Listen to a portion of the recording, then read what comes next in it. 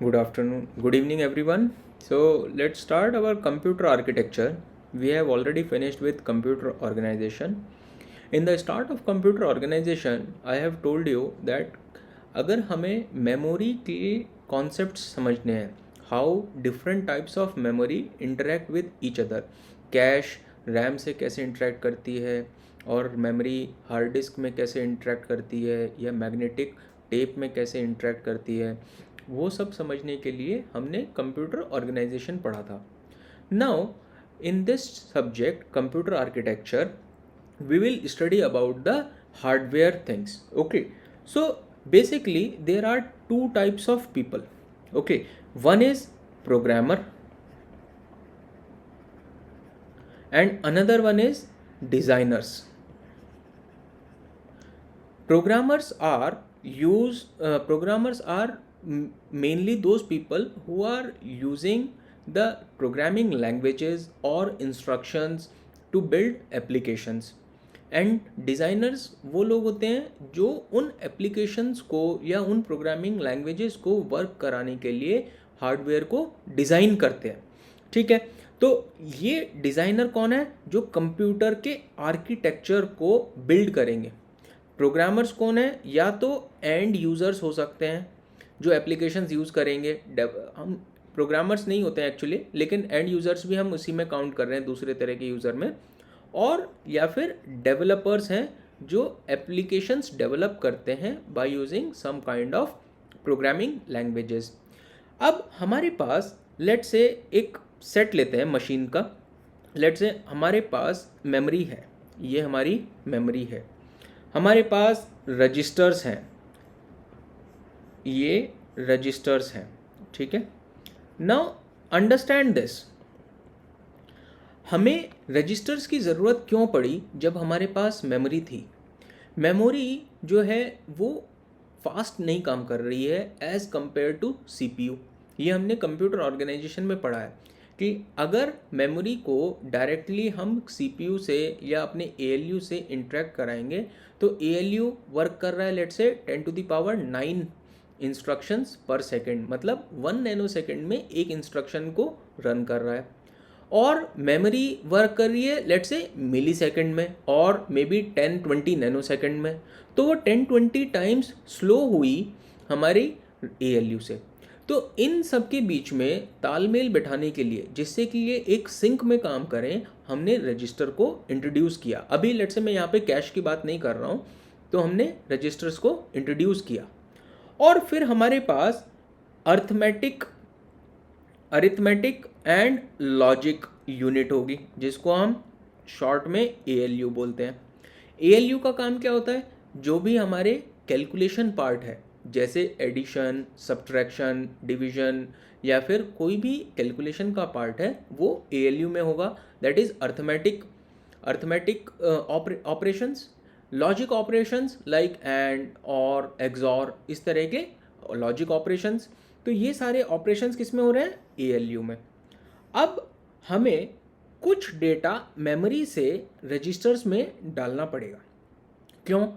Late से कोई certain calculation करनी है तो वो डेटा हमारी मेमोरी में स्टोर है, तो हमें मेमोरी से पहले रजिस्टर में डालना पड़ेगा.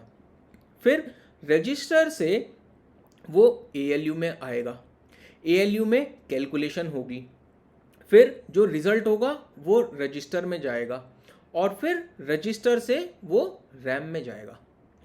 अब यहाँ पे ध्यान देने वाली बात क्या है कि रैम से या मेमोरी से जब हमें डेटा रजिस्टर में डालना है या रजिस्टर से हमें एएलयू में डालना है, तो हमें कुछ कंट्रोल सिग्नल्स को जनरेट करना पड़ेगा. ऐसे नहीं है कि हवा में कोई भी डेटा मेमोरी से रैम से रजिस्टर में चला जाएगा या रजिस्टर से अर्थमेटिक लॉजिक यूनिट में चला जाएगा. हमें कुछ कंट्रोल सिग्नल्स जनरेट करने पड़ेंगे. जब वो कंट्रोल सिग्नल जनरेट हों तभी मेमोरी से डेटा रजिस्टर में जाए और रजिस्टर से एएलयू में जाए. ऐसे ही जब हमारा रिजल्ट जनरेट हो जाए, उसी के बाद हम एएलयू से रिजल्ट को रजिस्टर्स में डालेंगे और रजिस्टर से वापस रैम में डालेंगे. बिकॉज हमें डाटा जो हमारा रिजल्ट है वो लास्ट में रैम में ही चाहिए, रजिस्टर में डेटा नहीं चाहिए. Registers are for intermediate purpose only. तो इसके लिए हमें कंट्रोल सिग्नल्स की ज़रूरत पड़ेगी, जिसके लिए यूज़ होती है कंट्रोल यूनिट, जिसके लिए यूज़ होती है कंट्रोल यूनिट। और ये कंट्रोल यूनिट सिग्नल्स जो जनरेट करेगी वो एक पर्टिकुलर टाइम पे जनरेट करेगी। ऐसा नहीं है कि जब मर्जी आए तब सिग्नल जनरेट कर सकते हैं। So in order to work whole this architecture we need some hardwares. हमें मेमोरी भी चाहिए, हमें रजिस्टर्स भी चाहिए, हमें ALU भी चाहिए, हमें कंट्रोल यूनिट भी चाहिए। इसके अलावा लेट से हमारी मेमोरी, फॉर एग्जांपल ये मान लेते हैं, लेट से हमारी मेमोरी का साइज 1 किलोबाइट का मेमोरी है, 1 किलोबाइट की मेमोरी है। तो इसके अंदर 0 से लेके 1023 तक एड्रेसेस होंगे। 1 किलोबाइट अगर बाइट एड्रेसेबल भी है तो 0 से लेके 1023 तक एड्रेसेस होंगे। इन सब के लिए हमें यहाँ पे एक डिकोडर चाहिए होगा जो कि हमें डिकोड करके देगा। जिन बच्चों को नहीं पता है डिकोडर क्या करता है, तो डिकोडर के अंदर n क्रॉस 2 की पावर n लाइंस होती हैं। n जो हमारा इनपुट होगा और 2 की पावर n इसका आउटपुट होगा। तो यहाँ पे अगर हमें 1 KB की मेमोरी है तो हमें 10 बिट्स का एड्रेस लाइन होगी। Obviously for accessing 1 kilobyte of memory, आपने अभी कंप्यूटर ऑर्गेनाइजेशन पढ़ा है तो इसके लिए 10 बिट्स का एड्रेस की ज़रूरत होगी, because 2 to the power 10 bytes हो गया 1 किलोबाइट, तो 10 बिट्स के एड्रेस की ज़रूरत होगी। तो हम यहाँ पे 10 बिट्स का एक एड्रेस देंगे और ये हमारे पास इन सारे एड्रेसेस में से किसी एक एड्रेस को एक्टिवेट कर देगा। ये हमें डिकोडर चाहिए for how much size, 10 cross 2 की पावर 10 साइज का डिकोडर चाहिए। ऐसे ही लेट से हमारे पास यहाँ पे ये 16 रजिस्टर्स हैं। हाउ मेनी रजिस्टर्स, लेट से 16 रजिस्टर्स। तो इन 16 रजिस्टर में से कोई एक रजिस्टर अगर सेलेक्ट करना है तो ऐसे ही हमें 4 बिट्स चाहिए होंगी for mapping registers and it will have 16 outputs. So that means 4 cross 16 और you can say that 4 cross 2 to the power 4 का हमें यहाँ पे डिकोडर चाहिए होगा। ये हार्डवेयर की रिक्वायरमेंट होगी। ऐसे ही इस ALU के अंदर एडिशन सब्ट्रैक्शन जो भी हो रहा है, लेट से ये 8 बिट एडिशन करता है तो हमें 8 बिट का एक एडर चाहिए होगा, या अगर 16 बिट ऐड करता है तो 16 बिट का एडर चाहिए होगा। जो न्यू स्टूडेंट्स हैं उनको मैं बता दूं, ये डिकोडर इम्प्लीमेंटेशन और ALU implementation, bit 8 bit adder, ये सारी चीज़ें हम डिज़ाइन लॉजिक डिज़ाइन में इम्प्लीमेंट कर चुके हैं। जो पुराने बच्चे हैं वो पढ़ चुके हैं। आप लोगों के लिए डेटा डिजिटल डिज़ाइन हम पढ़ाएंगे, तब आपको और अच्छे समझ में आएगा कि how to implement decoder, how to implement adders. And इन सबको वर्क कराने के लिए एक सिंक्रोनाइजेशन में हमें कंट्रोल सिग्नल्स जनरेट करने पड़ेंगे और जो कंट्रोल यूनिट करेगा। So in this subject we will study about this whole architecture, how these architectures are implemented, why a particular hardware is required, and how to select that hardware according to our need.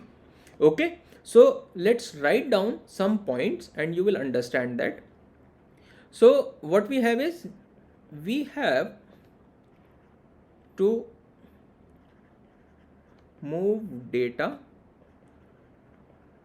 from memory to registers and registers to ALU. After calculation,